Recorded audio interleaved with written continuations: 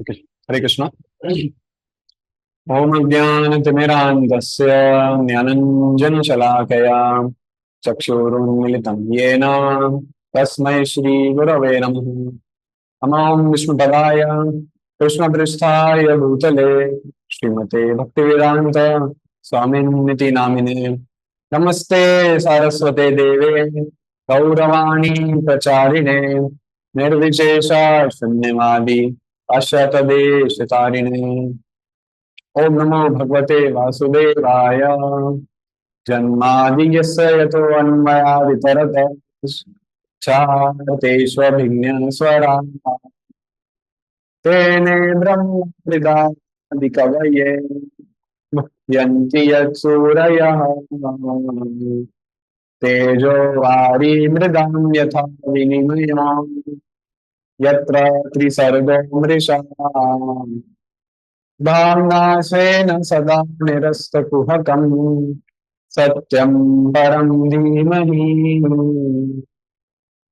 हरि ओम्। सहना भवतु सहनौ भुनक्तु सह वीर्यं करवावहै तेजस्विनावधीतमस्तु मा विद्विषावहै। ओम शांति शांति शांति। ओम जय श्री कृष्ण चैतन्य प्रभु नित्यानंद श्री अद्वैत गदाधर श्रीवासादि गौर भक्त वृंद। हरे कृष्णा कृष्णा कृष्णा हरे हरे हरे राम राम राम हरे हरे। हरे Krishna. So, welcome to the third class of the Veda Vriksha Vivaranam course. So, today we are going to talk about the Upavedas. So, I've shared the notes in the group, so you can simultaneously refer to that as well. So, you can also open the notes. In the notes, the first point, which is the introduction to the Upavedas, and then we'll see the Upavedas, which are four in number. So Upavedas means supplementary Vedic knowledge. And there is this verse from Bhagavatam. It is from the 12th chapter of the third canto, 38th verse. Ayurvedam Dhanurvedam Gandharvam Vedam Atmanah Sapatyam Cha Shrujat Vedam Pramatpurvadi Mukhai. So he also created the medical science, military art, musical art, and architectural science all from the Vedas. They all emanated one after another, beginning from the front face. So he refers to Lord Brahma. So this verse is talking about the origin of the four Vedas from Lord Brahma when he began the creation. So this is after, after like Lord Brahma, he has met Lord Vishnu. The Chatushlaki Bhagavatam is spoken.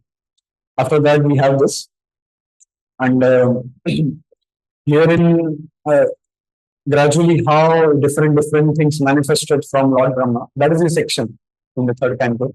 You know, the Mansaputra, the Chatur, four Kumaras, the Vedas, Upavedas, Ityas, Purana, everything is mentioned. In the next verse, in 39th verse of the same chapter, third canto, we'll find the manifestation of the Puranas and Ityas, which is the topic for tomorrow. So, even I've attached the purport. So this is, you can read the purport. So Srila Prabhupada is writing that the Vedas contains perfect knowledge, which includes all kinds of knowledge necessary for the human society.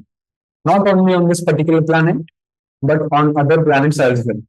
It is understood that military art is also necessary knowledge for the upkeep of the social order, as is the art of music. All these groups of knowledge are called the Upavedas, or supplements of the Vedas. Spiritual knowledge is the main topic of the Vedas, but to help the human beings' spiritual pursuit of knowledge, the other information, as above mentioned, forms necessary branches of the Vedic knowledge. So, as we were discussing, so the main aim is Bhakti Yoga only.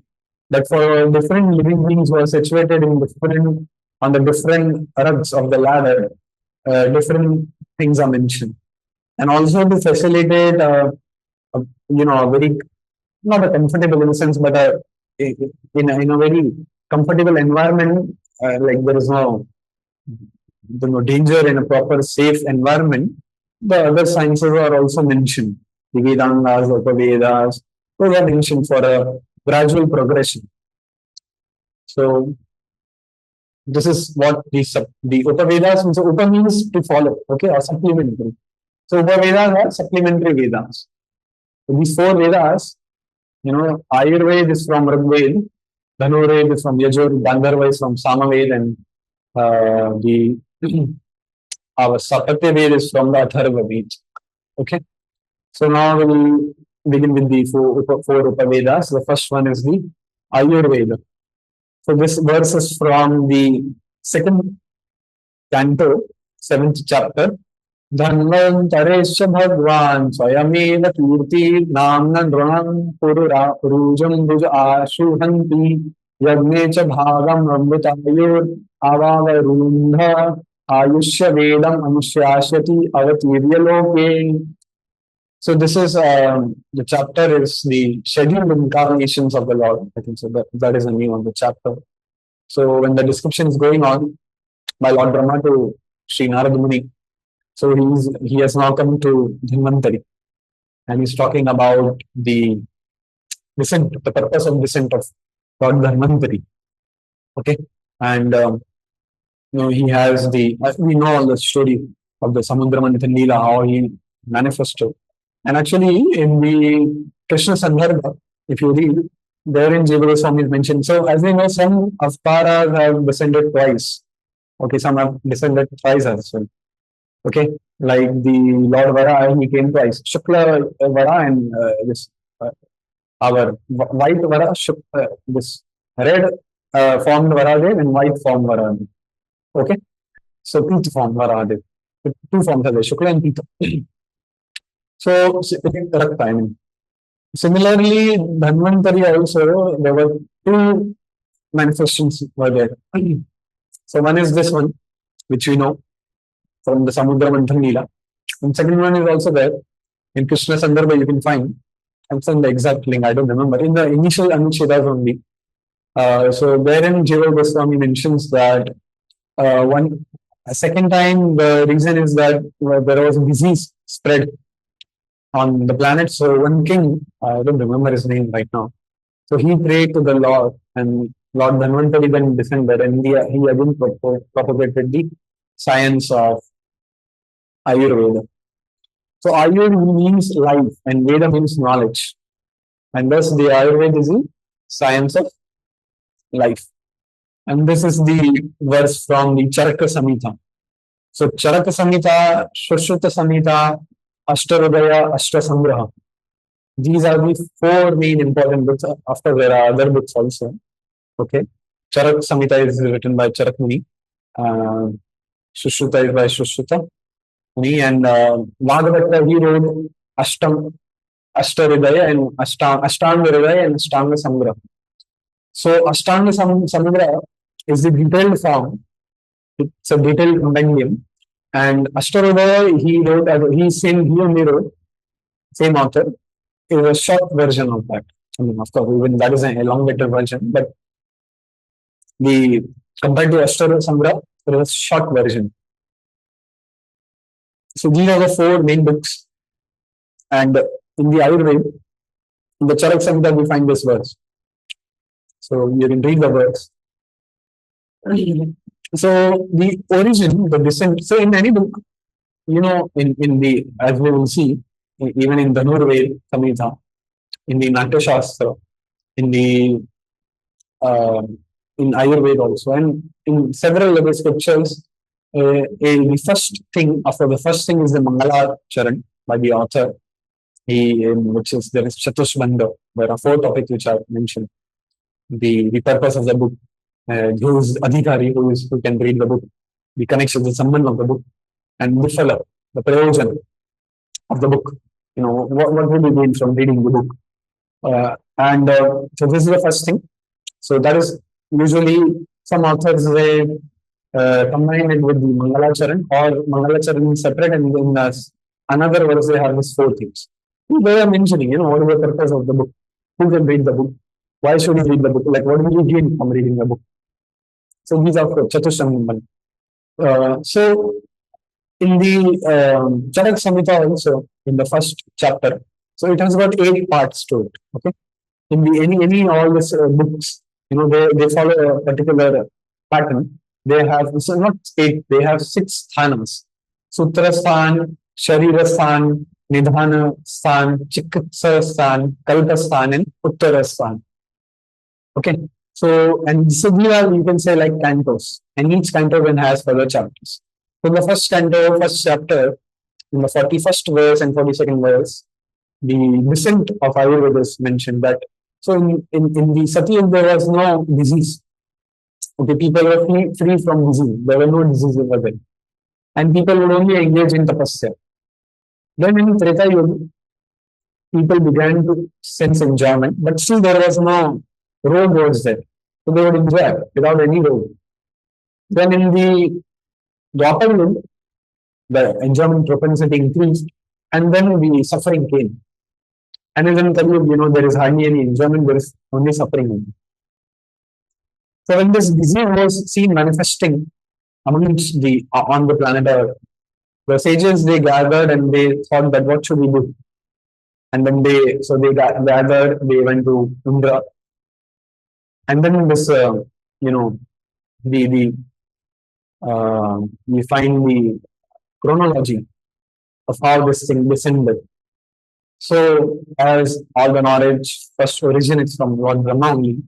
So Brahma had initially given this knowledge, the science of life, Ayurveda, to Daksha Prajapati, who gave it to Ashwin Kumaras, who gave it to Indra. And Indra then, according to different scriptures, there's a different. So according to Charak Samhita, it was given to Bharadwaj. So the author of Charak Samhita is Bharadwaj, not Charak Muni. I confuse that. The author of Shushruta, also the cycle is, so the chronology is Ashwini Kumaras, and then Indra. According to Charak Samhita, Indra gave the knowledge to Bharadwaj Muni, because when the sages gathered, they decided that Bharadwaj Muni he should go and talk to Indra on how we can resolve this. So Bharadwaj received this knowledge, then he gave it to Atre Punarvasu, who gave it to his 6 disciples.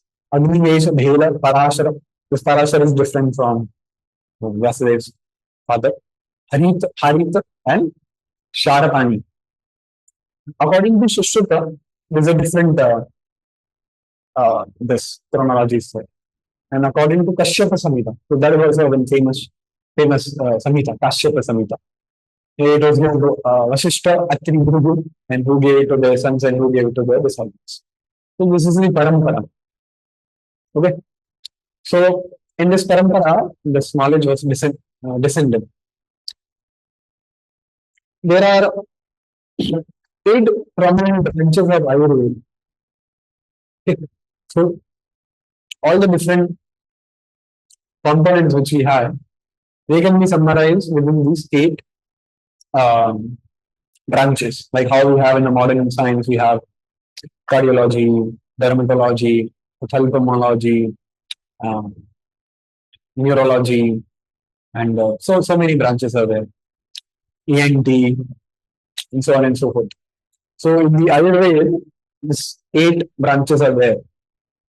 The first is the Kaya Chikitsa, that is the internal medicine. The normal, you can say this corresponds to the physician, general physician. And Shalya Tantra is the surgery part. Shakalya Tantra is the ENT part and ophthalmology. So the ears, nose, throat, and the eyes. So they are covered in the Shakalya Tantra. Bhuta Vidya is the psychiatry. Since psychiatry is the psychology, and even when there is some ghost has entered someone's body, so exorcism. which we say in the modern context, that is also part of this section. Then the next part is the Kaumarabhritya, that is concerning the gynecology, pediatrics, and obstetrics. This is the second page of the document. So entire thing, everything connected to the gynecology, pediatrics, so from the conception to the pediatrics to the initial years of the child. So all of that is in the Kaumarabhritya. Avada Tantra is the toxicology. It is dealing with the poison, how to cure a poison and like that.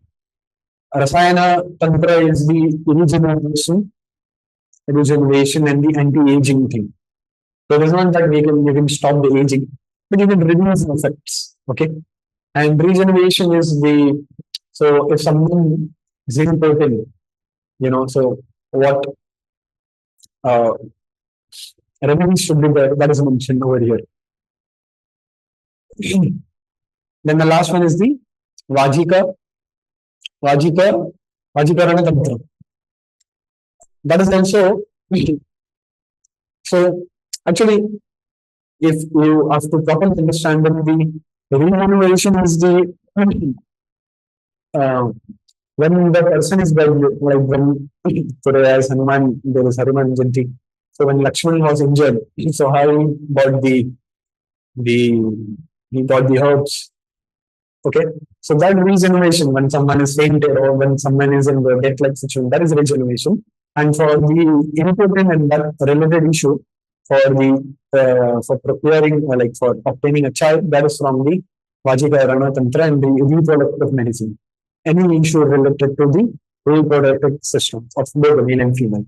And regeneration is, I said it wrong, regeneration means when someone is fainted or when someone is very heavily injured. So that is it. The principal texts are the Charak Samhita, Sushruta Samhita, Ashtanga and Ashtasamhara. Okay. So now we are going to look into the fundamental tenets of Ayurveda. This thing what I have mentioned, that before you were aware and how there were uh, no diseases in the Satyug and then in how Treta people used to enjoy to operate, start and manifesting value happens. Vivek Srila has mentioned in his one of his purports. First Canto 17 chapter, 12th verse, he has mentioned this. So the diseases were coming and people so the point is that when the diseases were manifesting, people were finding it difficult to do their normal duties, to do tapasya, to do upavas, to do sadhyaya, to practice their brahmacharya. And so they were finding difficulties in doing their normal routine. And that is why sages gathered and then they thought what should we do. Now, in the modern context, you can say the body, the study of body, there are two main components. That is the anatomy and the physiology. Okay.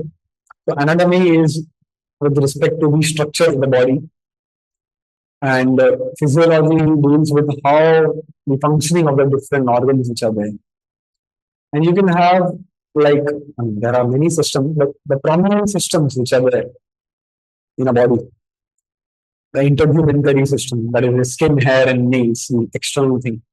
Skeletal system is there, muscular system is there, nervous system is there, endocrine system is there. So endocrine is the pituitary gland, the thyroid and adrenal gland. So they regulate the bodily functions, the hormones, the cardiovascular system, the lymphatic system, the respiratory system, the digestive system, and urinary system and reproductive system. So these are the systems which are there. So in the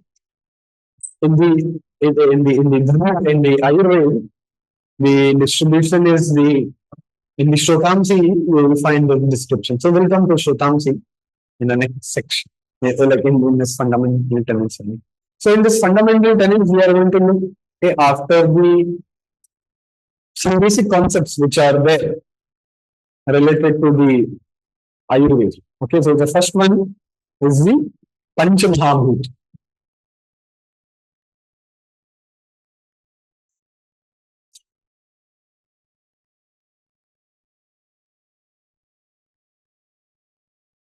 So, as we know, everything in this material world is built from the five five elements: earth, water, fire, air, ether. Okay, so it is important to actually know their origin.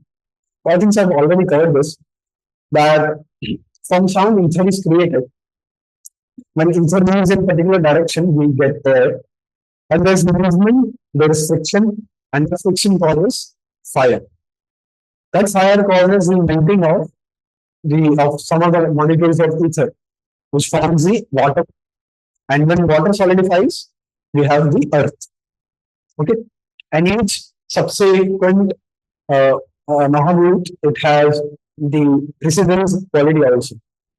Like we have sound, so then sound touch form, and taste, and sound touch form, taste, and smell. All are there subsequently from ether to earth. That is there. So we have this five bhutas and the mind, intelligence, ego, consciousness, soul. So as we studied in the first class itself, we have the gross body and the subtle body. So the gross body is formed from these five Mahabhutas, and the subtle body is formed from uh, the mind, intelligence, false ego, and like that. So each of them, there is a property, you know. So because you all must be already familiar with this, I'm not going through that. But basically, in essence, you can say the ether is the all pervasive thing. That is, it is the space. Okay, all the empty space which we have in our body, that is because of ether. You know, the space between in the nostril, the space in the ear, or in our body. So all of that comes under that is related to the ether. Air is concerned with the movement. If there is no air, there is no movement. We are able to walk, we are able to talk, we are able to, use our hands. All of this is because of air. Fire is related to the transformative powers. When you must have seen that to transform anything, we require fire. Heat is required. Like from solid to gaseous form, from solid to liquid to gaseous to plasma. In the modern science, also we know it is because of fire. So fire is concerned with the transformative process. And water is for the assimilation and maintaining of it is concerned with the balance. So that is for assimilation. Okay. Assimilation of food particles, like particularly with respect to our body, it is assimilating of the molecules and like that. Like how we know that it is through the DNA that the nutrients are passed in the body. Similar is also, it is the representation of water only. Then again, the earth is the solid form. All the structures which we have, cells, tissues, all of that is form of the uh, earth part. So here it has a table. So you can see the Nanendriyas, the corresponding sensory organ, the corresponding Karmendriya, the corresponding motor organ, Tanmatra and Mahavira. So you can go through that. Next concept which we have is the three doshas which are there. Vat, Pitta, Kapha. This is the basis of Ayurveda. It is the imbalance of this Vata, Pitta, Kapha which causes all the diseases. And all the functions of the body, they are related to Vata, Pitta, Kapha. Some are related to Vat, some are related to Pitta, some are related to Kapha. So this Vata, Pitta, Kapha, so the three doshas which are there, on the gross form, they are the Vata, Pitta, Kapha. And on the subtle form, they are the Sattva, Rajas, Tamas. So this Vata, Pitta, Kapha is the gross manifestation of Sattva, Rajas, Tamas. Okay.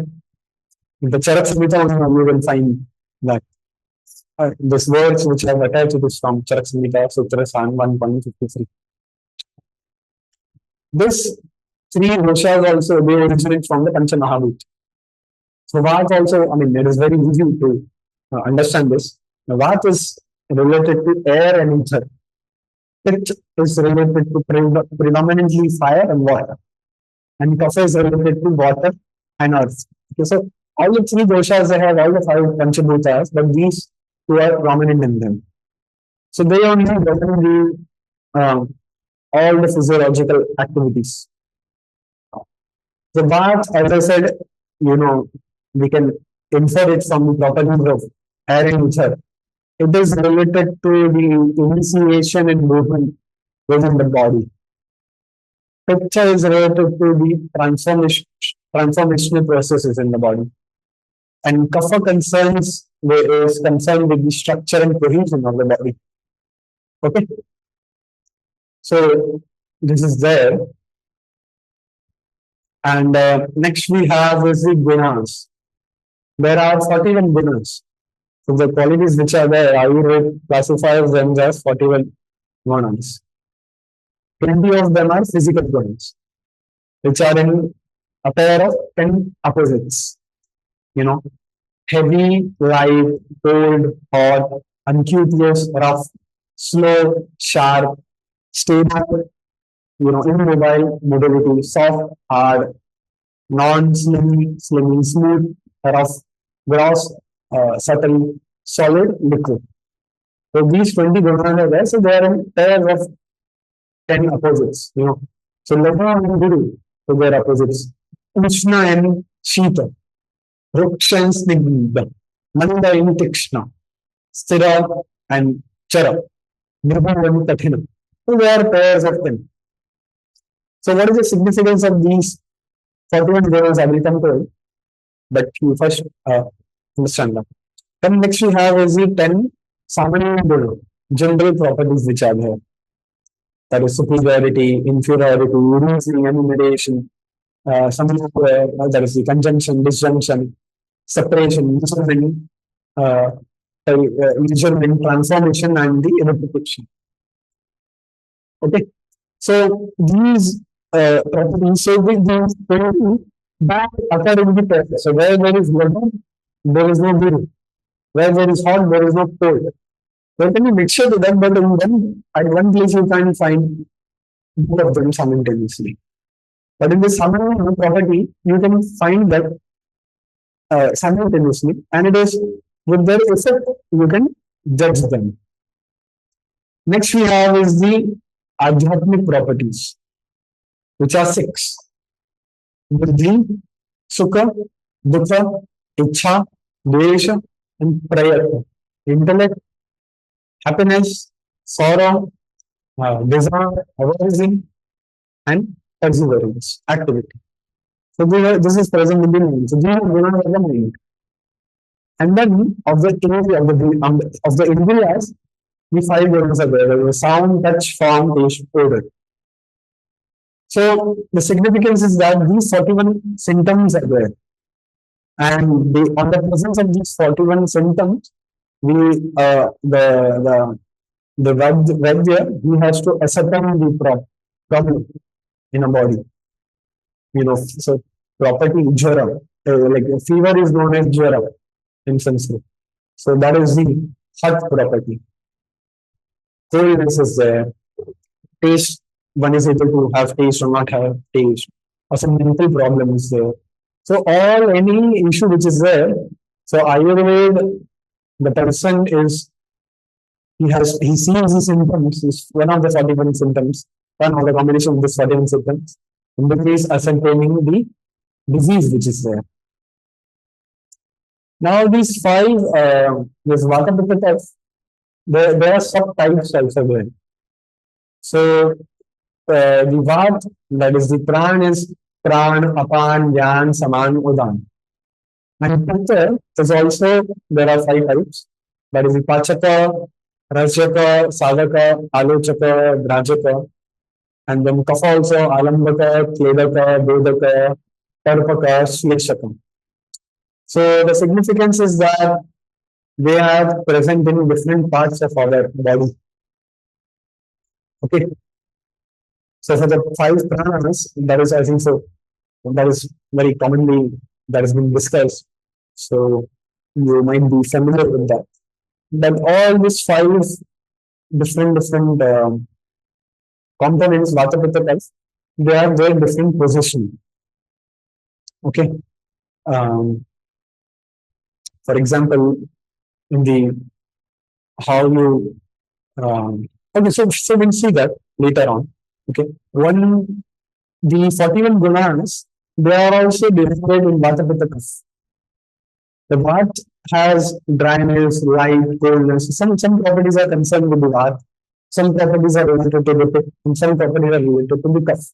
Because any person, there is this prominence of one of the five, one of the three gunas which are there. Okay. So, for example, as I was mentioning about the places of mention of the five subtypes which are there. For the prana, that is in the heart. Udan is in the, that is the upward movement of air. Saman is in the stomach. Apan is in the colon. And Vyan is in the heart. That is the, you can say, concerned with the pulsation and throbbing.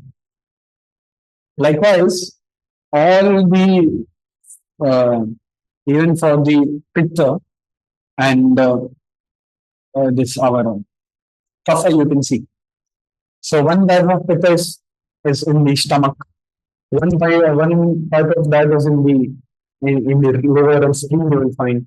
One type of pitta is in the brain, one is in the eye, and one is in the skin. And similarly, even for kapha, you can see that. Like one type is found in the stomach, one is in the lungs, one is in the oral cavity, one is in the brain, and one is in the lungs. So that can be found in different parts. So that is with the five subtypes of the our three doshas which are there. Another thing which is there, four prakriti types. When we say which prakriti, I'm a pitta dominant body or this vata dominant body.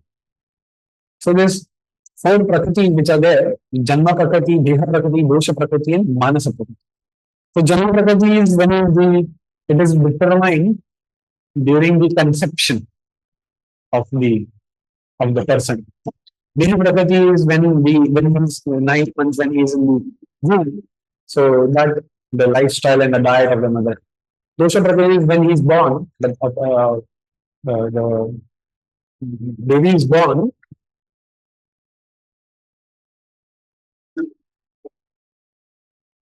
So based on that, the season, time, place, date at that time, the prakriti is developed. And once prakriti is concerned with the mind, so that is a continuous prakriti. So with these four prakritis, that which is dominant becomes the, when we say you have a vata body, someone has a pitta body. And based on the symptoms, the Vaidya is able to detect. And predominantly it is with the nadi. So nadi, that is what you must have seen. The Vaidya, he checks the nadi, and then he is able to ascertain what type of bodies are, what problems are. So everything can be ascertained from the nadi. Okay. So, like the first thing which it determines is the type of body. Okay, it is based on how many pulses are there, on that he is able to determine. So that is with the prakriti. Next we have is the seven dhatus. So dhatu means that which holds. Okay, that which is contains. So these are the seven dhatus: rasa, rakta, ram, sameda, asti, manja, shukra. So there is a significance with respect to this order, which is there. Okay.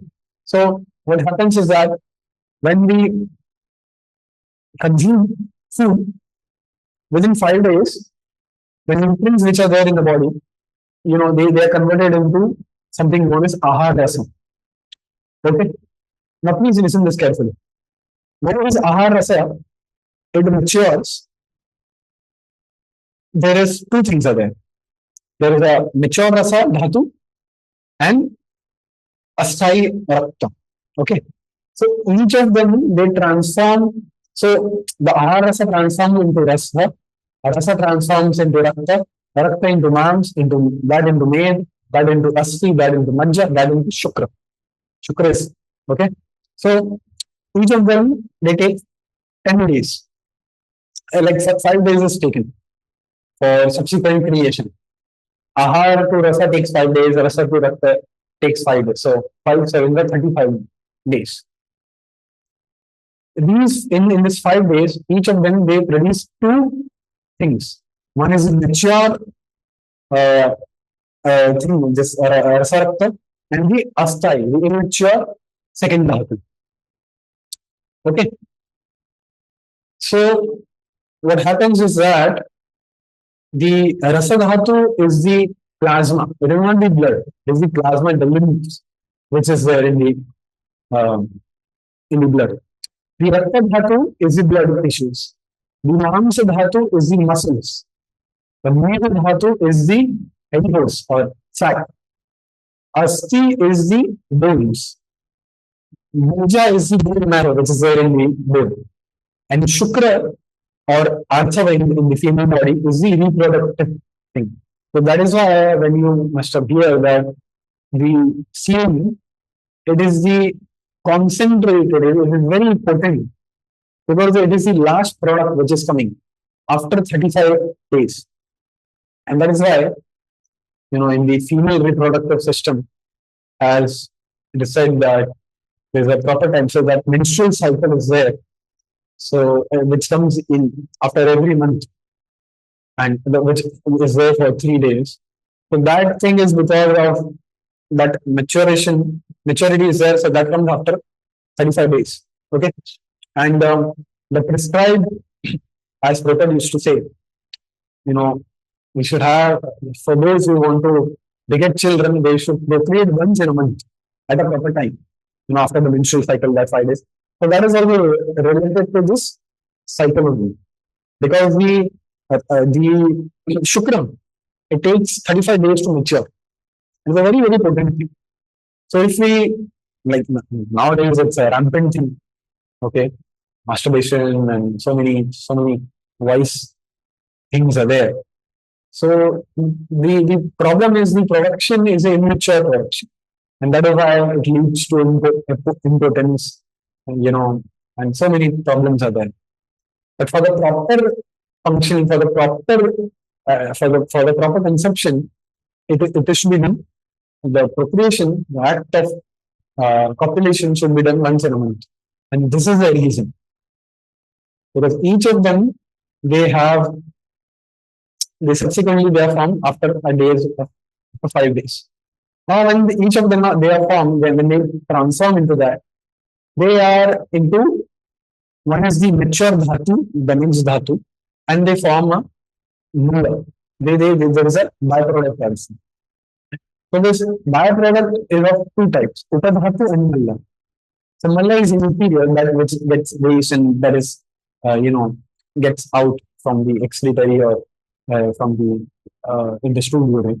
And Upadhatu is, that is used that is formed for is used in the formation of the 7 dhatus which are there. Okay, so I hope this is clear. This is a little difficult if you are listening all of this for the first time. So this is a little difficult to follow. Okay, but as the recordings are also given, so you can listen to it continuously, and then you will understand. So basically, 7 dhatus are there, and each of them they are formed after, subsequently they are formed with the maturity of this thing. Next concept which we have is the Shrotamsi, the channels. This you can say is the like how I initially mentioned, cardiovascular system, nervous system, this system, that system. So this is the, in a way you can say this is the systems of in the Ayurveda, or that is a table. So there is some typing error which is there in the Shrotamsi, that part should not be there. I will rectify it. Again, the Dhatu part only got copied. So Shrotamsi, it means that it is a channel. Shrota, it is a channel. Okay, Shrotamsi is a plural form of it. It means like a river. And so through these channels only, the both the doshas move, the vata pitta kapha, they move in the physical form also and in the energetic form also. Okay, so the prominent channels which are there, so you can understand them in in the form of cardiovascular system, this skeletal system like that. So pranava system, pranava srota, it carries the prana. Udakavaha srota, it is for regulating the water metabolism. Annavaha srota is concerned with the transportation of ingested food. Rasava srota, this is the cardiovascular system. This is with respect to the the flowing of the our blood. So like that you can see that. Okay. Next thing which we have is the prana, teja, and ojas, which is there. Okay. So the three doshas, as I said, is the combination of five elements, and the three um, in the Shrotamsi, as I said, the through this channel, the three doshas they form, they circulate in a physical form and in an energetic form also. So the physical form is the actual kapha, the bath, and the pit, the bile juice. And the energetic form is the prana, teja, ojas.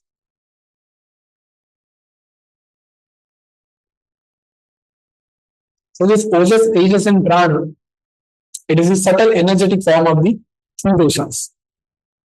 Again, this three, again, as the three doshas are formed of the five elements, so this three, so prana, teja, ojas is also formed of the three elements, but they are in the subtle form. So ojas is the pure essence of kapha dosh, and it is water element in particular. Tejas is the essence of pitta, and prana is the pure essence of the vata dosh. Okay, so now it is, I know, little difficult, but these are some like fundamental concepts which are there. We have the vata pitta kapha, we like first thing is the five pancha mahabhutas, from which is the basis of the three doshas, which are in the subtle form, that is sattva, rajas, tamas, and on the physical form, which again has an energetic form, stages, and the gross physical form, which is the vata pitta kapha. There are four types of prakriti which are there at the time of conception, during the when the body is in the womb, at the time of birth, and the manas prakriti. We have the seven dhatus which are there: Parasara, Prameda, the Majja, and the Mams, the this our bone marrow, and semen which is there. Each of them they are formed after 5 days. And that is because of the aharas. Aharas is the food which you consume, the nutrients, so they are converted into a liquid form. And then like that progression is there. There are different channels in the body, Shrotamsi channel, 13 of them are mentioned. So some of them mentioned too in different texts, they have even more of this channels. So these are the fundamental tenets which are there. Fundamentally, and there are the 8 branches of Ayurveda and 6 chapters, Sutradan, our this Chikitsa Sthan, and like the different sthanas are there. After this is a very basic introduction only to understand like what is the constitutive, what it means in Ayurveda. These are the concepts. There are many more concepts are there. There are more, that is some sensitive points in our body. Some are Veda. So like that, there are many concepts are there, but that is not part of this course. Ultimately, so today when I was just preparing this verse, this document, so I had that first verse which we had seen from the second canto, which is on Dhanvantari. So there's 2 verses which are there, Yuktahara Viharasya and Tatyanikan Councils and Ikshamanu. I was mentioning, I had messaged Maharaj, Bhakti Dhammaswara Pracharak Maharaj. Maharaj, can I include these 2 messages? Because this is the ultimate, this is the essence for us, for Vaishnavas.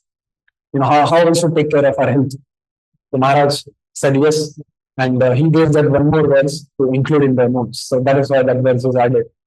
And Maharaj, well, he's so busy. He's in Gaya, in Bihar.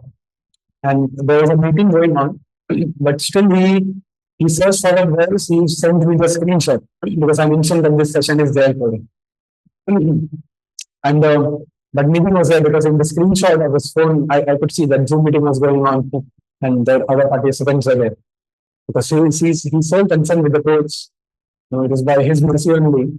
This Bhaktivan College was there. He only gave me this. He ordered me to take this course. So it was by his mercy only. So he gave that verse. And in the essence, for Vaishnava, on the physical body, Yuktahara Viharasa Yukta Cheshtasa Karmasu, Yukta Sattam Bhodasya Yoga Bhavati Dukkaha.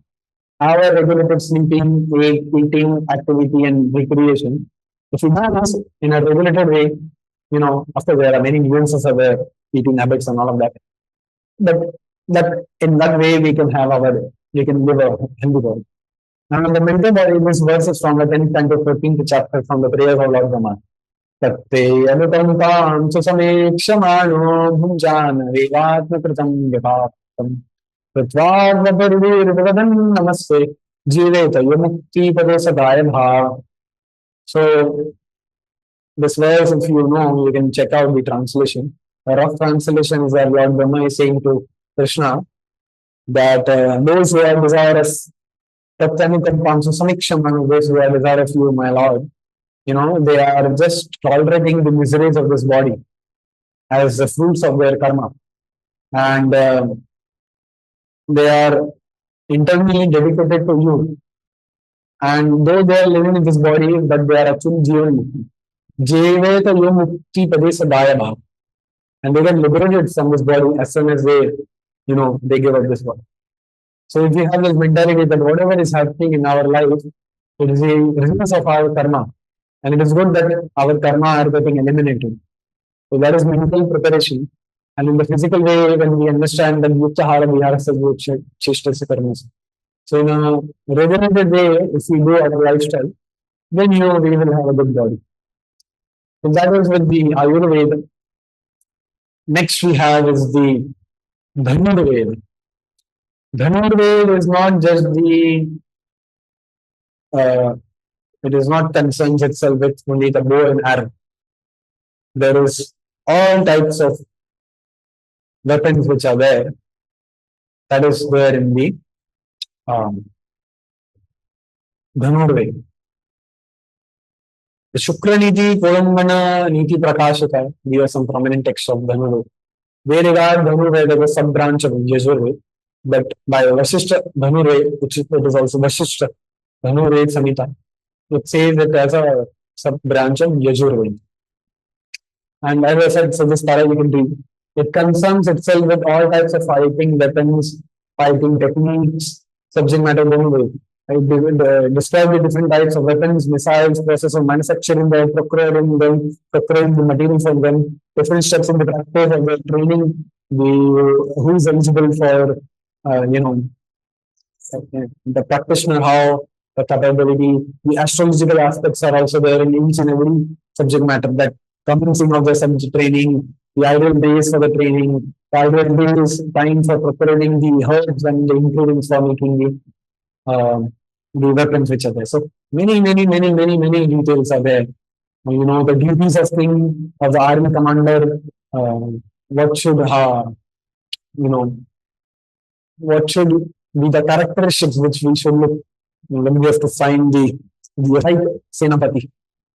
So history is that Brahma, he taught this first Dhanurveda, he taught it to Prachushan, Prithu Maharaj in 1 lakh shlokas. The same were abbreviated to 50,000 shlokas by Rudra, which was further abbreviated to 12,000 shlokas by Indra, and 6,000, 3,000 shlokas by Prachetas and Brihaspati. Shukra Shara abbreviated into 1,000 shlokas, Bharadwaj into 700 shlokas, Gaurisha into 500 shlokas, and Vedavyas into 300 shlokas. Vaishampayana has abridged it into 8 chapters. So some concepts which are there are mentioned. So the weapons are of 4 types. Mukta, Mukta, Mukta, Mukta, Yantra, Mukta. Mukta is that which can be released from our hand, this chakra. Mukta is which we cannot release. So you have to You hold it in your hands. Mukta is you can sometimes release it, sometimes you cannot release it. Like it's passion.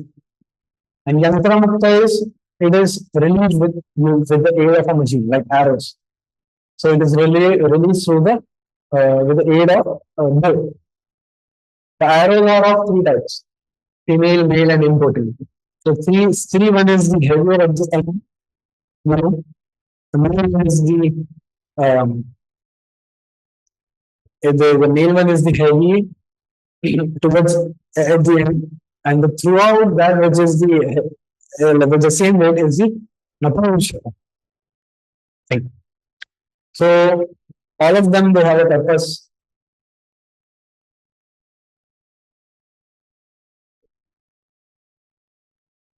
One is used for, as I mentioned, stream type is for fast run. If you have to quickly, shoot. Purusha type is to pierce an object at a long distance, and in Napurushaka is for for practice of archery. Now, this verse is there from Dhanurved Samhita that who can become a skilled archer, like one who is able to shoot 400 arrows, and that mention is there from sunrise to sunset. With respect to the Laksha and archer, there are four types positions are mentioned.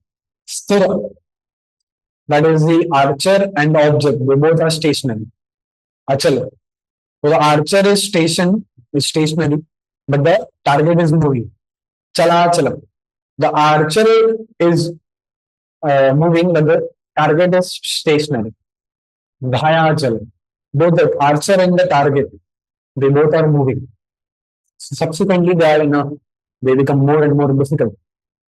And this is the name of some of the Divyastras which are there. Okay. So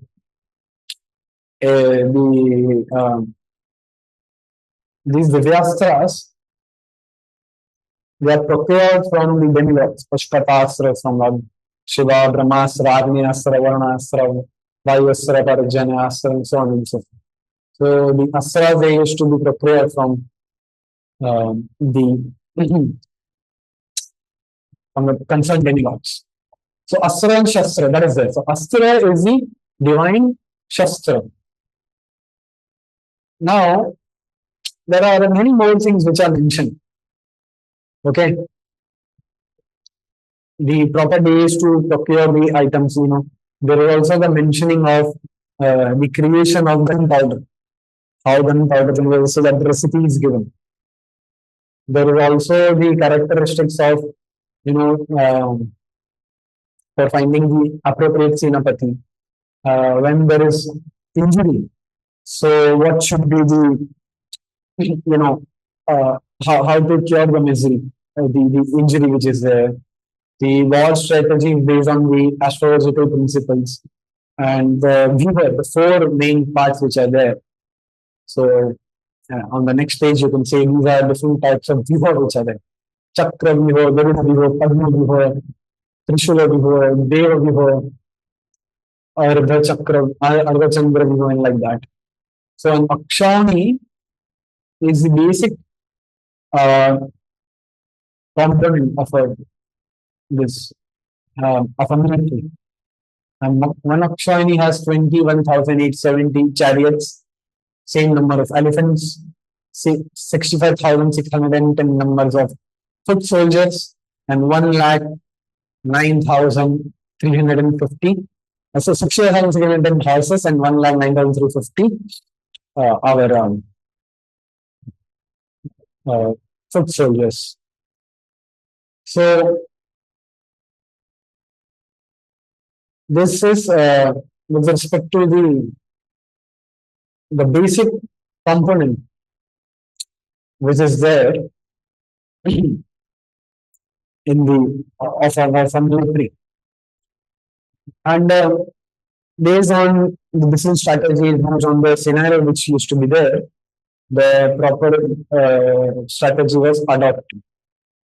Okay, like in the Mahabharata, in the Bhishma Parva and the King Parva, you will see for on each and every day what type of this giver was adopted, that is mentioned. So Chakravi is a very complicated view. So like this, there are many things which are mentioned. You know, which person who can be killed, who cannot be killed. Many things are there. It is the entire science of our fighting is there. And the Divyastra, one more point which I want to mention is that they are not handy weapons. It is through the mantra they used to be invoked. Okay, and it could not be given to any person. There has to be qualification. The person had to be trained, and only then you could be, you could acquire those subtle, those divyastras. There is also mention of the people who cannot be killed. The person who is asleep, who is in a drunken state, who is devoid of clothes or weapons, a lady, a minor, a helpless person, the one who is afraid, that is who deserves the battlefield. These people should not be killed. And the heroic warrior who meets the death in the battlefield for the sake of dharma, he attends surrender. So, in the dharma way, it is not only the technical aspects which are there, also the subtle things, the whole philosophy, and everything is mentioned there. So that is with respect to the Dhanur Ved. Many things are there, but we are just restricting ourselves. Then we have the Gandharva Ved. So Gandharva Ved, as it is mentioned, is the Upavedas of Samaved. And it comprises of all forms of arts, music, dance, poetry, everything is there. And it was the Natya Shastra, which is the primary text of the Gandharva Ved. It was compiled by Bharat Muni. Okay. And then he gave it to his sons, and like that it was then propagated amongst the different on the human beings. So the Gandharva Ved was already there from the Sarva Logan. But when it was decided that it should be descendant, it should also come down to earth. And then Bharatmuni was given the responsibility, and then he made the Gandharva, this Natya Shastra.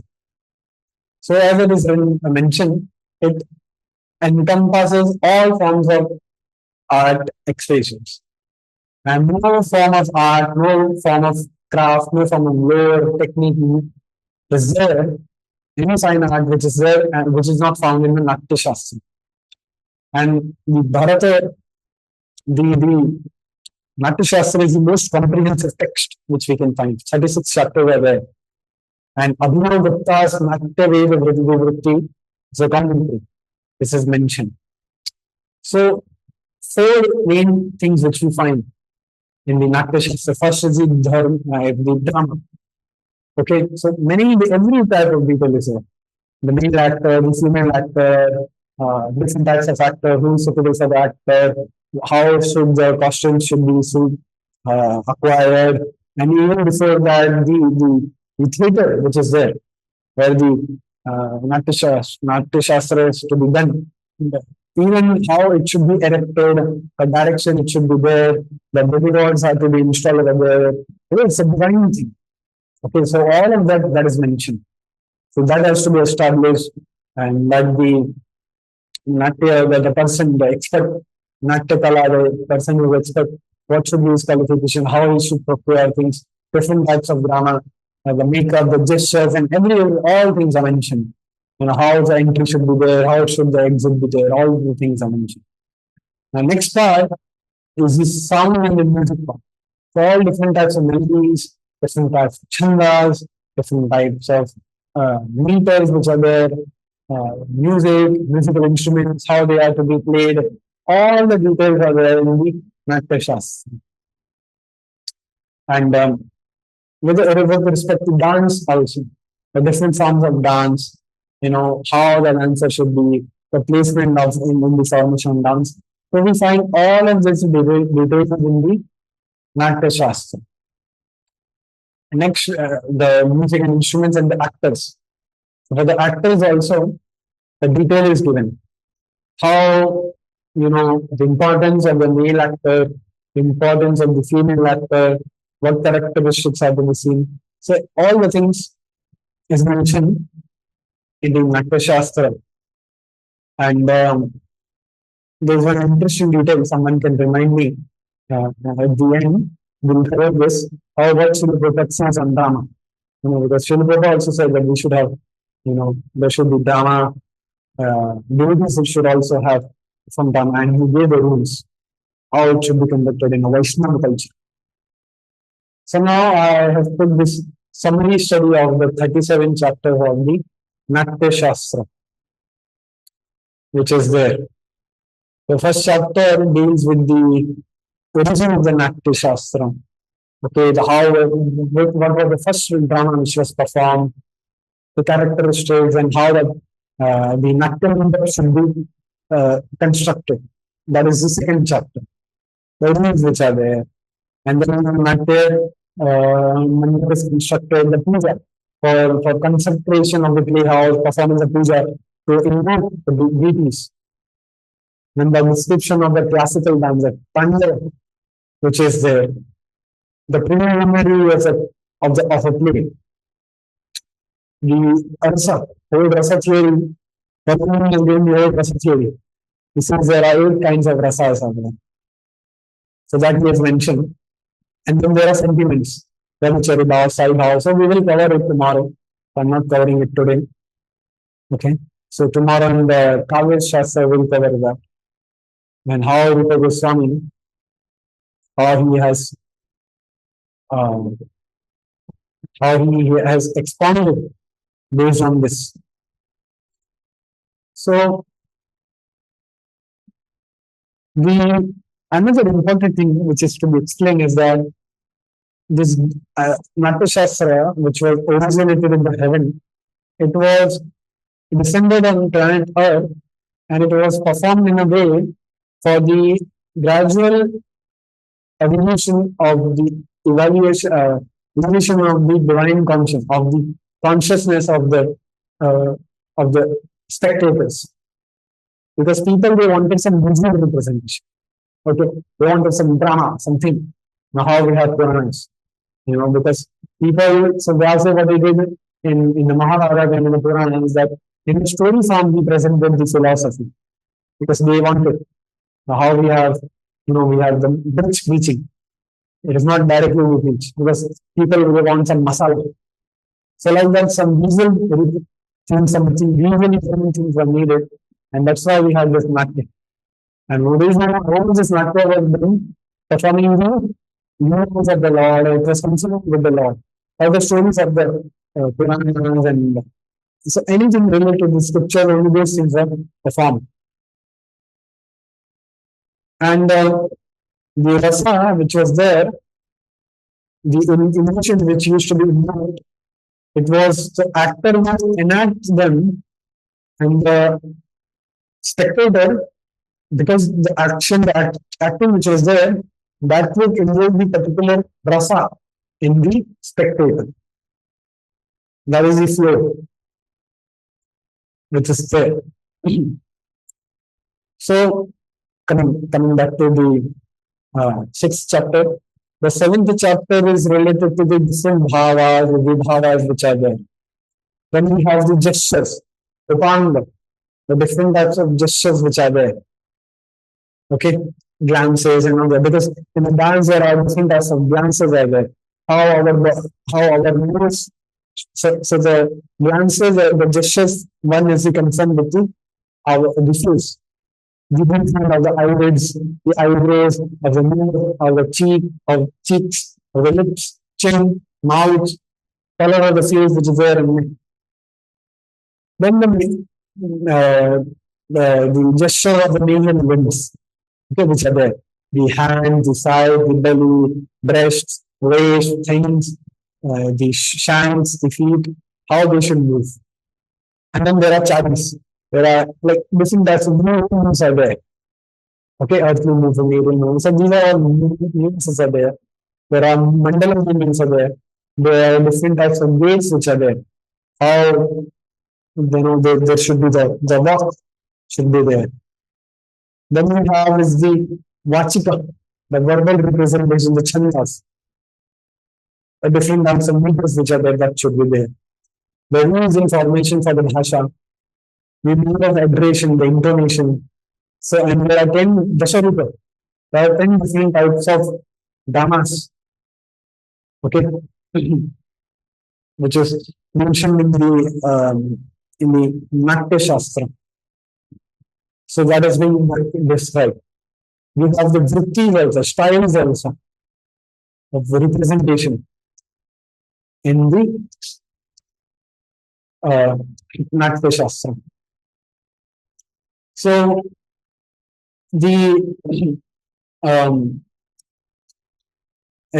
concerning the vritti, that is the style, there are different types of like in the different geographically in the historical development, different types in the different region, different type of this was they adopted to. The 10 times which are there was a natak, dramas which are there, the primary, the most elaborate type of drama. There was a personal drama also there, which was based on a fictional story. Samavakar, which was there, which was based on some Puranic story. Upavedas was there, which was focused on some supernatural thing, on some particular thing. Duna was there, Yoga was there, Samavakar was there, Vithi was there, Anta was there, and Bana was there. So these 10 types of dramas are there primarily which are seen. Okay. Then we have a chapter on the costumes and makeups and how that makeup should be there, the dresses and everything, all the details, how it should prepare and everything is there. On the musical instruments that it is given, on how the interplay exit, how different types of scenes, the interplay, how it should, how one scene should and how the other scene should begin. That is mentioned.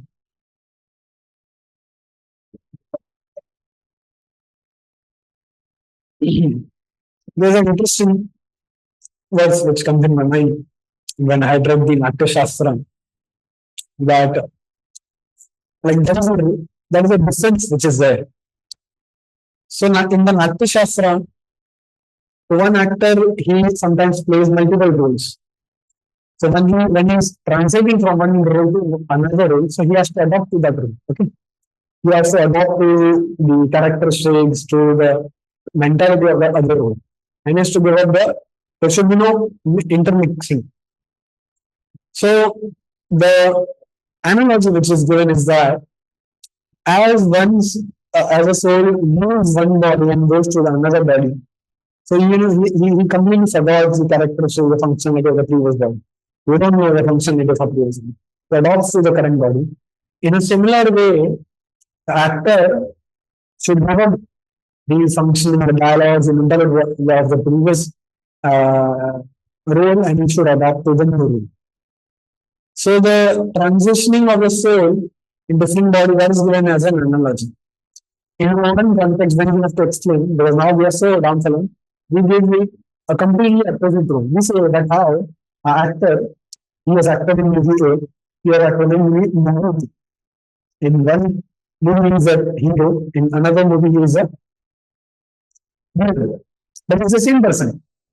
Okay, they're not the same. So the person is same. So similarly, the bodies are different, but the soul is same. So now giving the example of drama to communicate the idea of the transmigration of the soul. But in the olden times, the transmigration of soul is given as an analogy to understand how the person should adopt to different to the new role. Because they were so prevalent the system of this reality. We were also conversant with the reality of how about so it transmigrates from one level to another. So that was a level. Now we are taking opposite to it. The object of comparison becomes the measure of comparison, measure of comparison with the object of comparison. So that was degraded. We have become. So then we have musical instruments, the hollow instrument, musical, the string into musical instruments, many things are there, types of character, distribution of the role.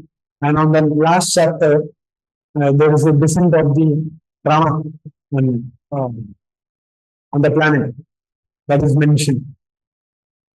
So this is concerning the uh, Natya Shastra, and now we will move on to the last Upaveda, and that is the um, Stapatya Veda. Okay, so Stapatya Veda, Stapatya means the word of Stapati. And Stapati, you can say in a way, means architect. Okay, and to give a clarification, the Shilpa Shastras are a part of Stapatya Veda. Okay, and Stapatya Veda, the basis is the Vastu Shastra. The Vastu Shastra, which we know, that is the basis.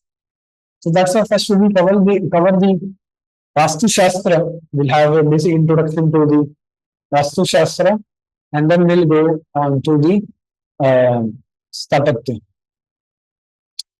So, in the as we know that this is a portion of the Atharva Veda. So first we are going to look into the this thing, our Vastu Veda, Vastu Shastra. So this is the Vastu Purusha. The first image which you can see is the Vastu Purusha. His head is in the northeast direction and his feet is in the southwest direction. Okay, and this is the Vastu Purusha, which is to be. I mean, it is not that some visual thing which is being visualized, but that is how it is there. And we have the 8 directions. So firstly, the basics first thing, there are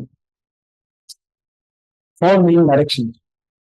Okay, east, west, uh, east, south, west, north, and then northeast, southeast, the southwest, the west, northwest, and the northeast.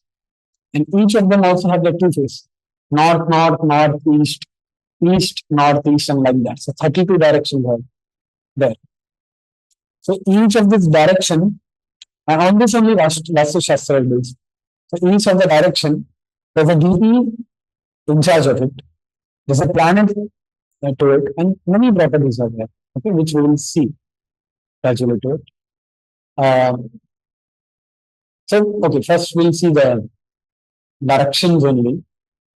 So, in the northern direction, okay, so first the next image which you can see, so the 0 degree begins from the north direction. And then you have north, north, northeast, northeast, east, northeast, east, like that you have. So 32 are mentioned. And what is the pradhanya? What each and every direction signifies is given. Okay. North is for the money opportunity, northeast for the health, that is for the mind, northeast for the clarity of mind, east and north is for the recreation. That is properties there. So that we'll now see. So in the north, it concerns with the money. And the reason is because it is a direction of Kuvera. Kuvera is the finance minister of the demigods. And the planet in charge is the Buddha. And it is water tattva. Northeast is again water tattva, and it is related to the health. Northeast, so first we'll cover the main directions. The northeast is related to the Ishana, okay, Lord Shiva, and the in charge is the Guru, Jupiter. And that is the spiritual thing. That is where the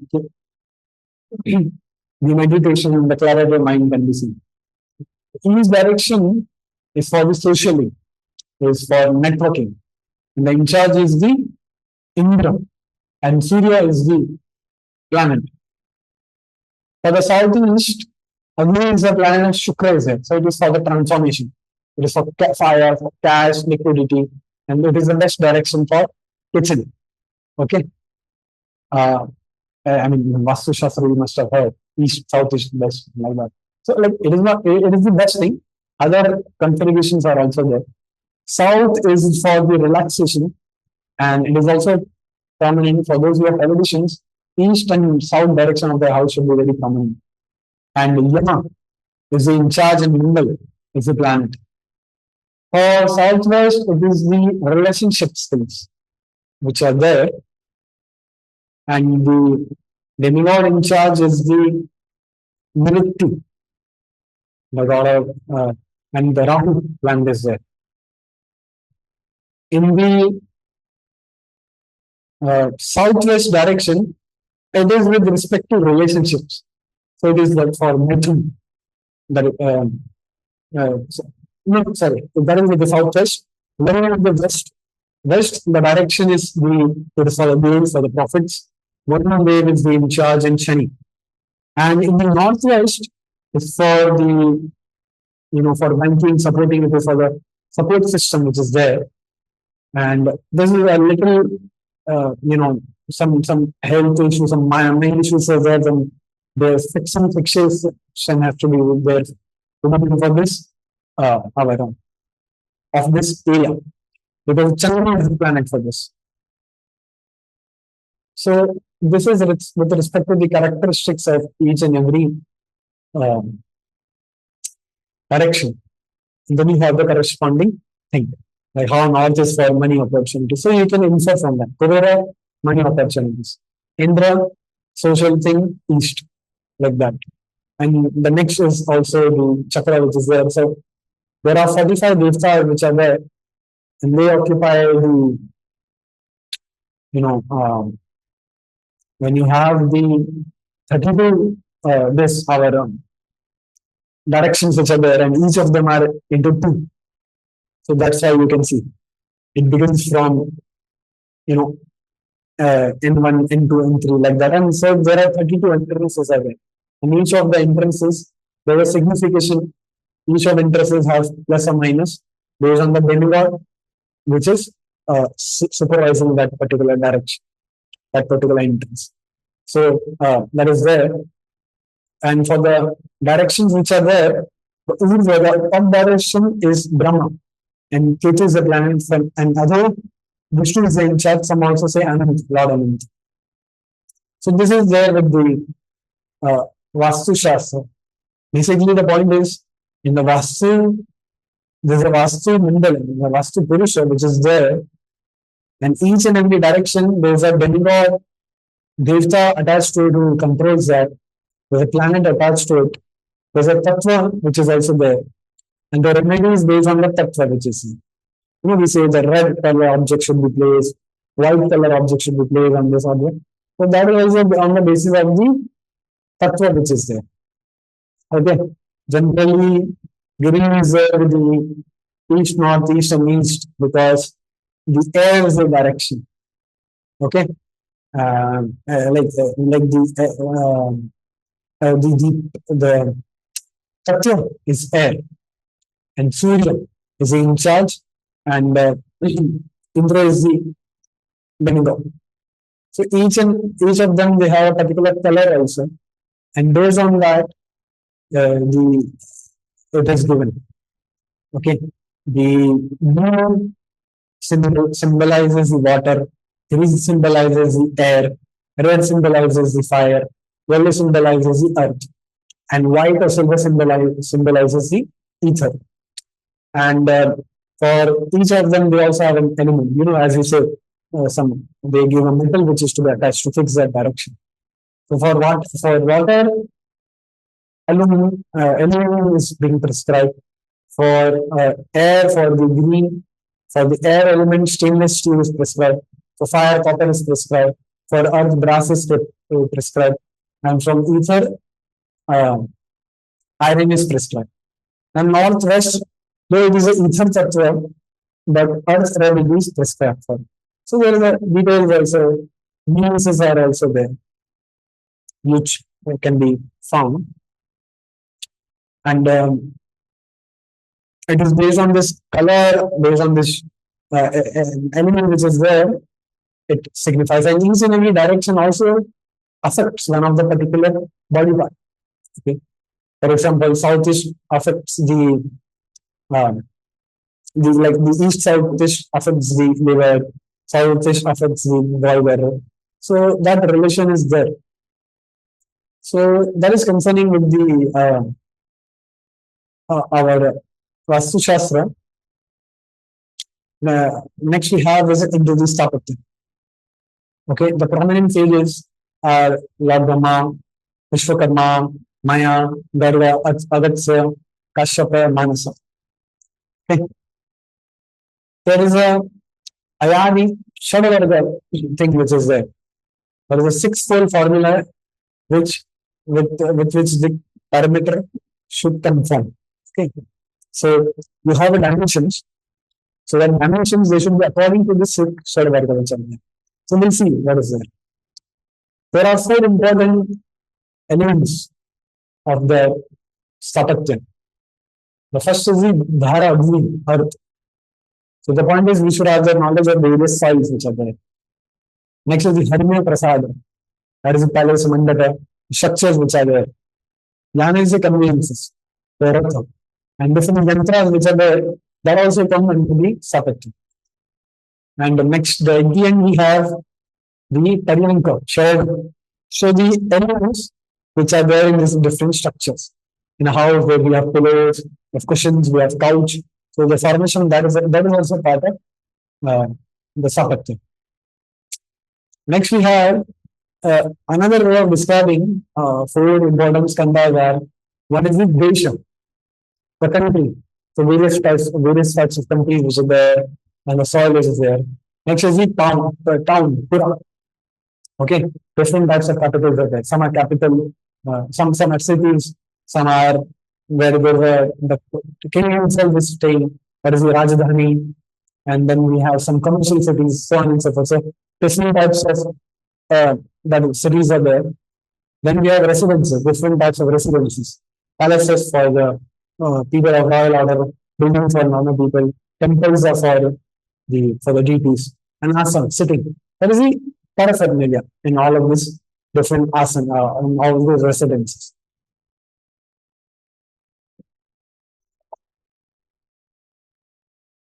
The four is that the asana, which in an extrapolated way means the elements, the paraphernalia of the residence of the palace of the building of the temple. So these residences, these structures are what constitutes a different types of towns.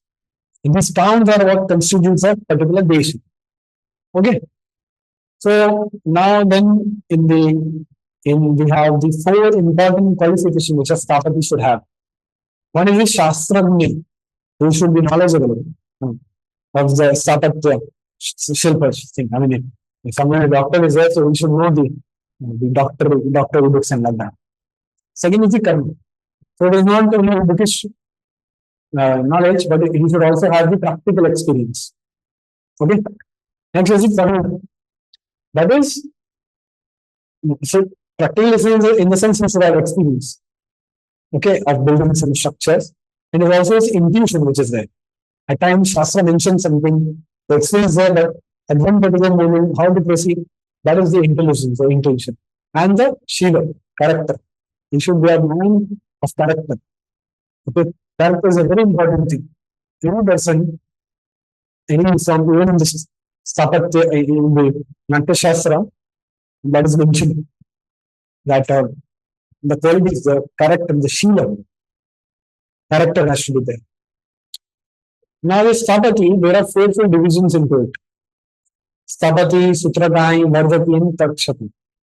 And each of them is the um, disciple of the farmer. Sutragrahi is the that which is concerned with the measurement. And the Stapati and Stapaka, there are also two things. So Stapata is the architect priest, to be the Acharya. He is the primary person, and under him is the Sapati, under him is the Chitragani, under him is the Vardaki, and under him is the Takshaka. So after the Sapata, the Buddhist priest, he is concerned with the important structures over there, the temples, the palaces. Otherwise, it is the Stapati who is the um, sole authority. And with respect to time, there were different things. Like there were different our books and different sections, different kinds of varieties came in. The famous one is the Aryan Nagara style, the northern style, and the Dravidian style, that's the southern style, and Vaishava style is also there. That is the Oriya style, eastern style. And the principal works again. So Vishwakarma, so Brahma ji he gave the knowledge to Vishwakarma in the Dana. Okay, and Vishwakarma is from northern division. Vishwakarma Vastu Shastra, that is a big. And there is one Samarangana Sutra. So Samaranga Sutra Bhav is written by the king of Bhuja in the 11th and 12th century. So he was a polymath. He knew many things. He has written about 34 books, ranging from Jyotish to Kavya to Yoga philosophy to anything that he knew about so many books. Subject matter, and he wrote books on that, grammar, medicine, on Shaivism, so many books he has written. Okay. Next we have is the steps which are involved in how the different how a structure is brought about in the Vedic uh, in the Vedic scenario, in the Vedic Indian architecture. So first of all is what is the context? What are the same things the the content of the this our this Sabatya Diksha. So one is one the important is the cosmology, creation, creation of the Mahabhutas, Amrapuri, luminaries, and all of that is mentioned. Second is the cultural thing. Okay, the landmarks in the human culture, the different phases and all of that. Third one is the geographical also. The entire cosmology is given. The different locales which are there in on this Bharat also different types of countries which are there, the height, the soil, the soil thing, everything is there. Everything is there. So this soil and everything is under the geological. Geographical is with respect to the high continents, countries, different locales which are there. And after that, last one is the architectural thing which is there. So in the first thing which is important in any structure which we have is the examination of the soil. It is there. So the examination of soil and then we have is the wind movement, Prachi Sadhan. You have to determine the direction because there was no measurement compass which was there. They were the technique. So they would install a stick and then at the sunrise, sunset, and then at the noon time, or at all the three intervals, they would see they would cast the casted shadow of the stick which was there. So the three lines were there, and with each of them they would have a circle.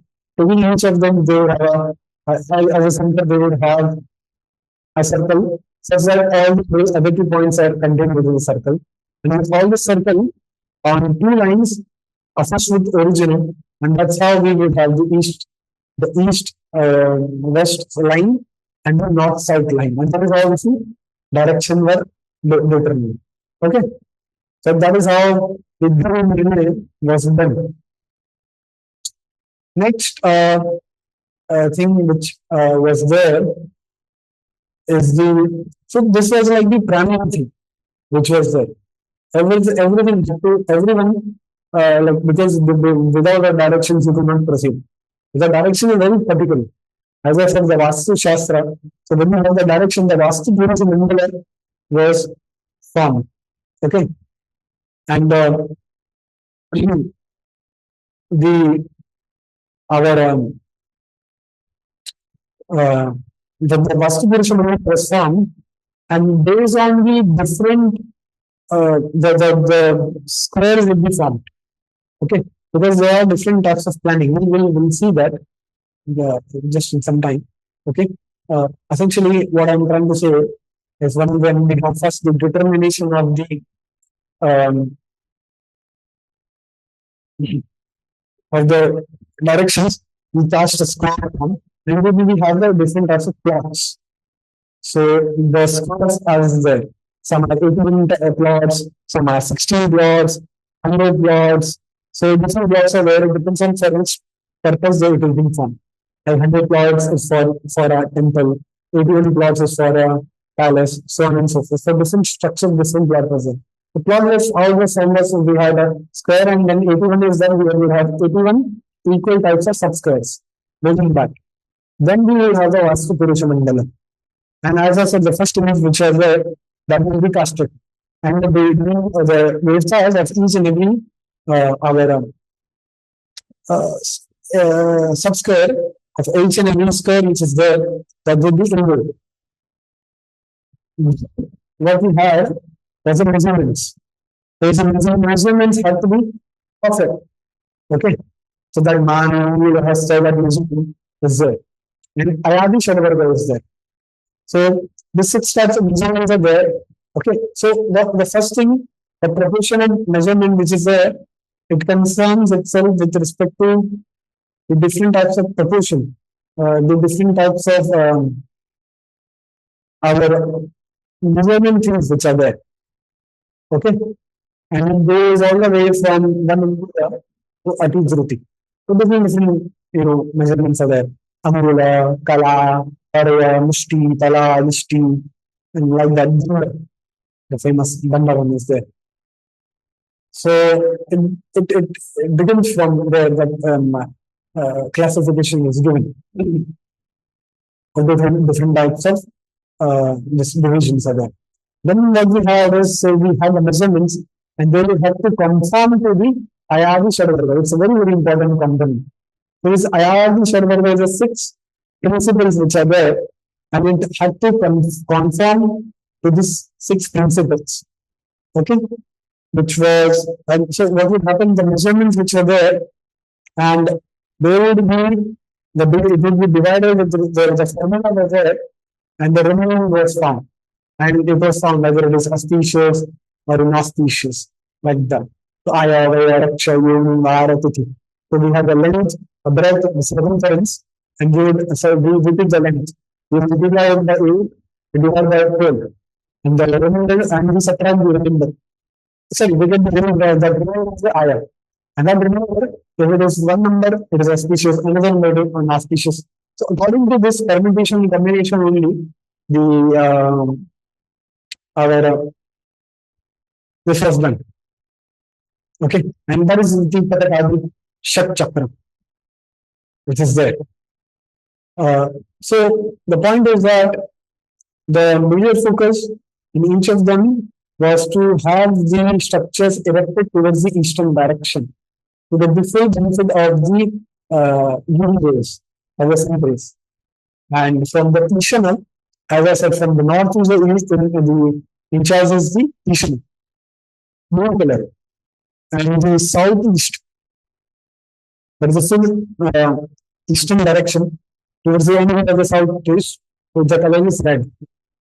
In the sun rays which we have the visible rays, and on one extreme we have the UV rays, which are also violet, ultraviolet rays.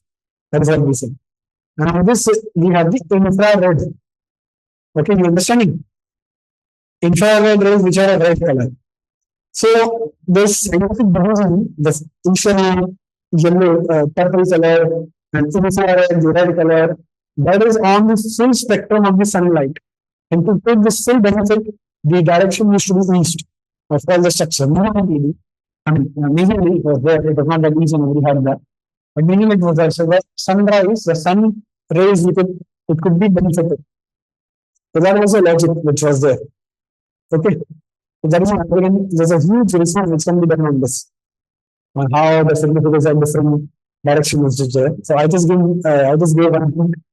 That is the from moving hours, right, which is the ultraviolet rays, is on the northeast, and then we have the sun rays, visible rays, and at the end of the spectrum, the infrared rays. That is the end of the spectrum, and at the end of the east direction only we have east, southeast direction, and which is red color. So you can check that. So that is there. Now the planning which was there, those were of three types: village planning, fort planning, and village planning, city planning, and fort planning. So the villages, that is so the English equivalent, the Sanskrit equivalent is the Brahmalaksh, Akshana, Nagara Akshana, and Durga Akshana. Durga means fort, Nagara means city, and Brahma means uh, our villages. So villages are also of different types based on the shapes which they were found. Sarvabhadra, Maya, Varta, Parmata, Sasita, Vasara.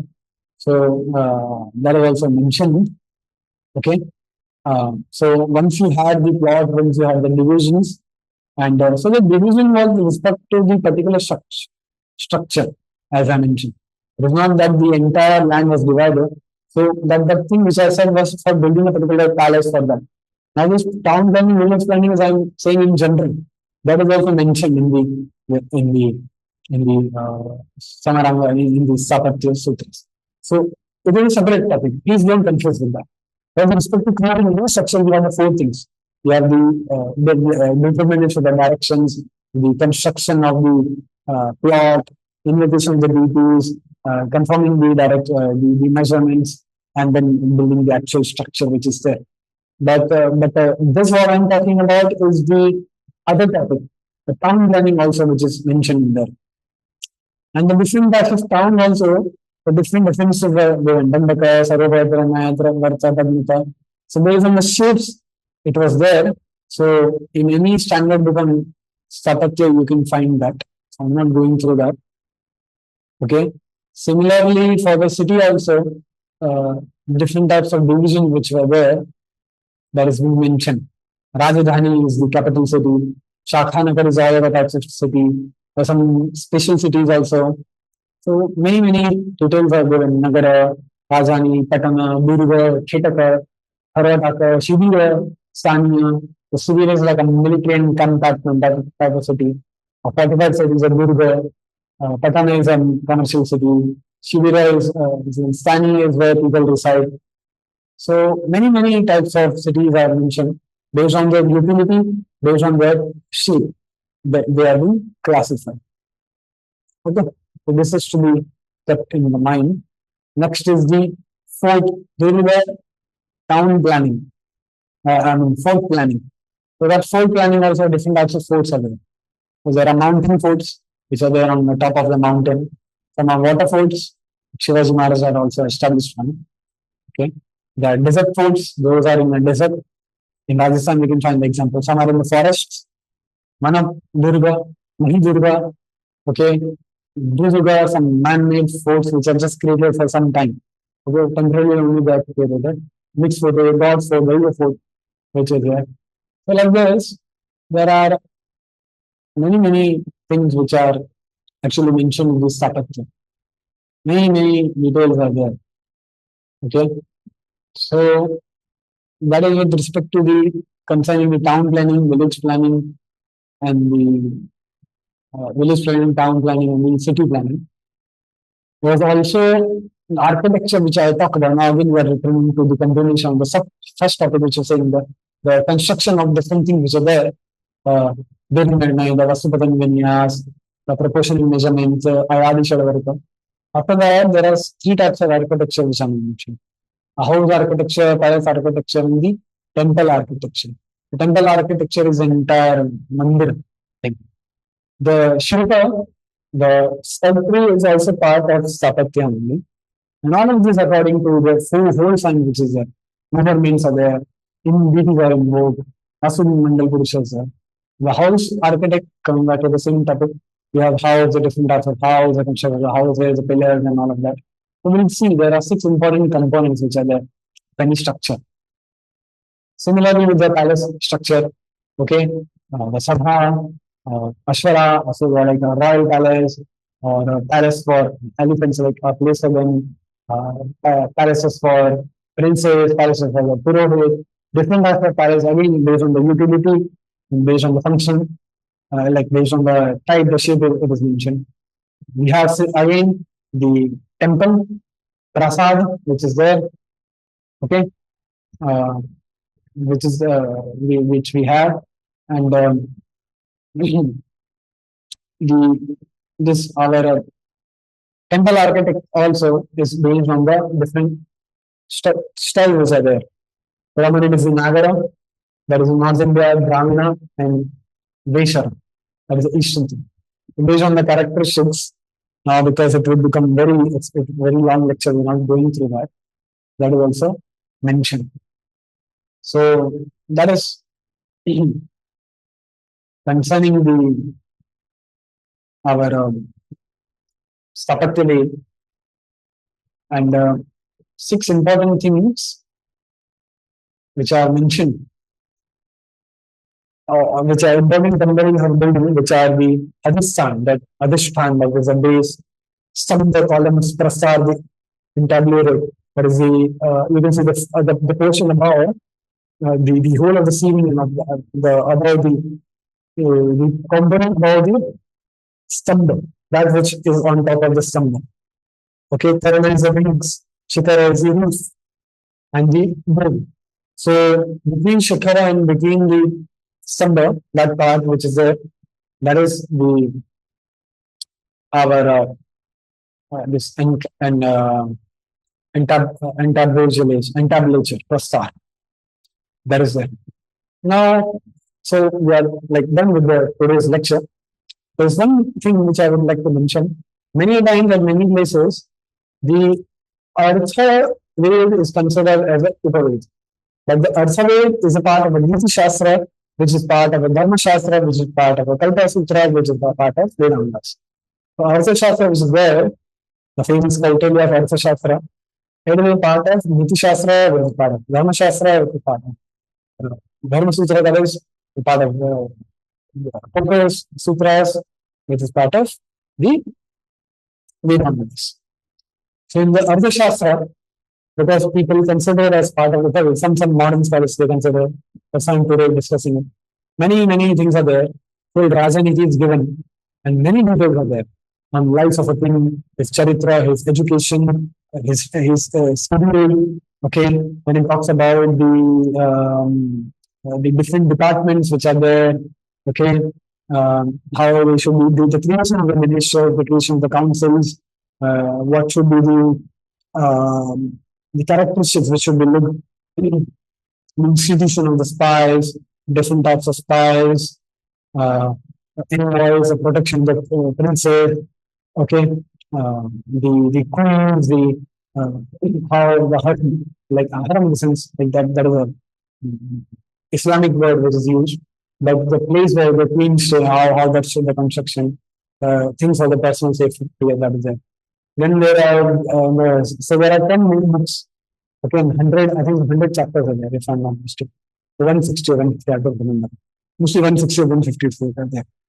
And the next book, there is the duties of the government superintendents, the formation of the villages, division of the land, forts, and all different types of commerce minister, land in charge, members in charge, the characteristics which are to be seen, the duties, the punishment, Dhanavati.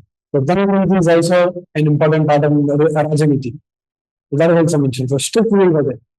Even once, so, there was no delay in justice. Delay in justice is, there's a quotation there. Justice delayed is justice.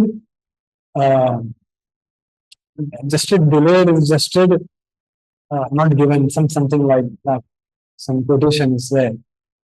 So because that would promote the justice denied, justice denied. That is there. So it was a very fast system. It was a very quick system, and it was a very strict. Hands will be chopped off and capital punishment and like that. It was for fear. For once that is there, it would set a record for everyone. But if you do this is what you would result in. And also, the point is, the capital punishment was there, promoter was there because so that the person was doing the sin, he doesn't continue to do sin. Immediately is giving capital punishment so that he can not do further sins.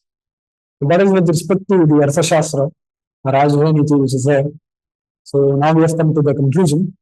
So from this we can understand that all the facets of our life, and as Prabhupada has mentioned, not only of this science, or not only sciences of not only this world, but of other lokas also, that is being covered.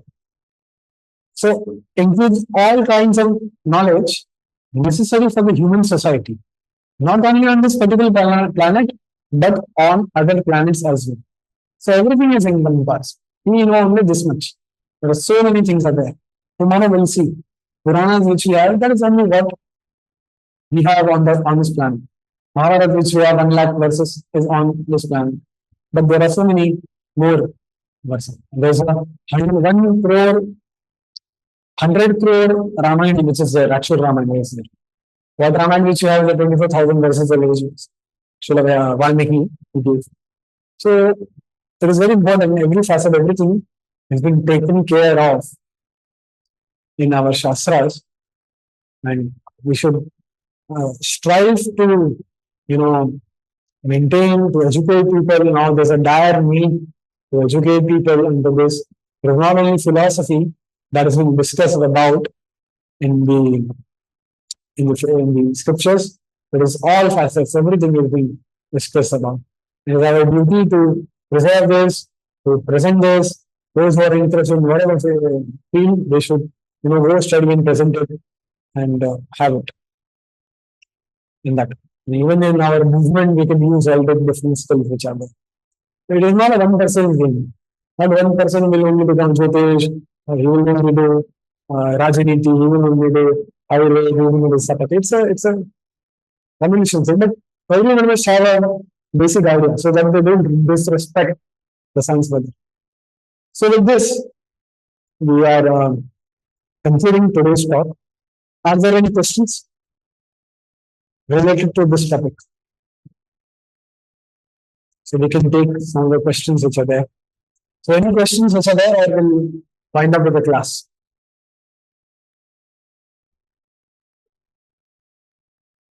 Yes, Hare Krishna, am I audible? Okay, nothing as of now. So you understood everything, or everything was above your head? It is little difficult. This one. Vedangas are still okay. We have still heard about Vedangas, Sanskrit, and all that. Upavedas, the details are, it is. We are going to talk about. Please remind me about this on the last day. Okay, please remind me. I will forget it. Then that will be missed out. So please, you will note it down. And on the last day, later on the next Sunday, please remind me about that. So things made sense, but the information overloaded. Yeah, so many people over there. Actually, as I said, it is a very difficult course to follow. I need to take. It takes a lot of effort. We are doing this for the research is for the past 5.5 years roughly. So now this thing is there. Okay, some things I know, some in detail, some things I don't know. These things, Stapatya and all that, it is only the basic stuff, basic things only I've read about. Not everything. Jyotish and Shardarsham, those things are, okay, so we know about it. But these things are some very auxiliary Vedas. Another term for that. It's a huge corpus. Ayurveda, Stapatya, there are huge, many things are there. So I hope that there is no, you will get the recording so you can understand, but there is no confusion in this. Okay, so if there is any confusion, anything, you thought, oh, I have like this, but in this way, that sort of thing is there, so you clarify it right now. Otherwise, we'll end with the class and in the recording you can watch. So there is, I think so it made sense in the sense that there is no contradiction in that. So is that the case? Yes? Everything is clear?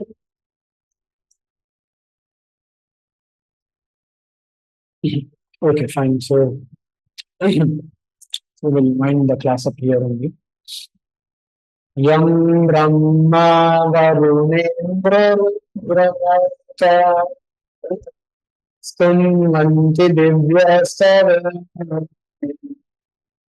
Devi Sangha Pada Krama Rakshite Gayanti Yam Sanuga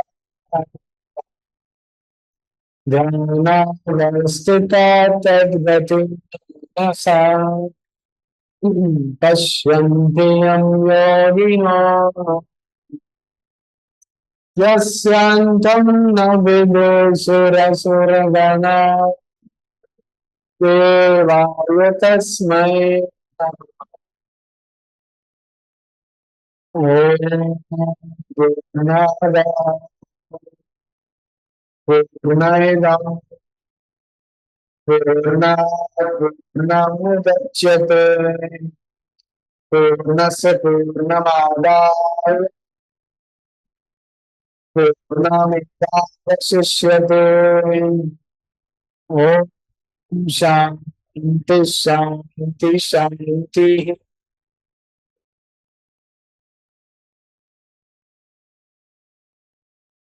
Thank you very much. Hare Krishna. Thank you, Guruji. Hare Krishna. Hare Krishna.